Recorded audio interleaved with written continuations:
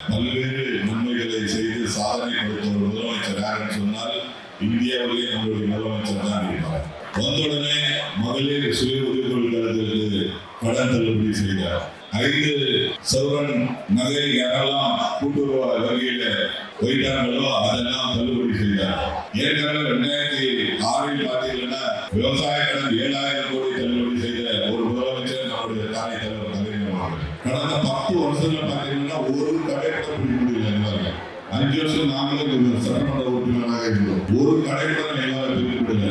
நம்முடைய அமைச்சர் வந்த பிறகு கிட்டத்தட்ட 200 கடைகளுக்கு மேலாக பிரித்து எல்லா பொருட்களுக்கும் யார் கடை வேணும்னாலும் உடனடியாக கொடுக்கக்கூடிய ஒரு முதலமைச்சர் தான் நம்முடைய முதலமைச்சர்.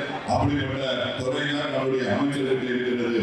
அப்படிப்பட்ட ஒரு சிறப்பான திட்டங்கள் எல்லாம் பண்ணிருக்கக்கூடிய நம்முடைய முதலமைச்சர் அவர்கள் இன்னும் சொல்ல வேண்டும் என்றால்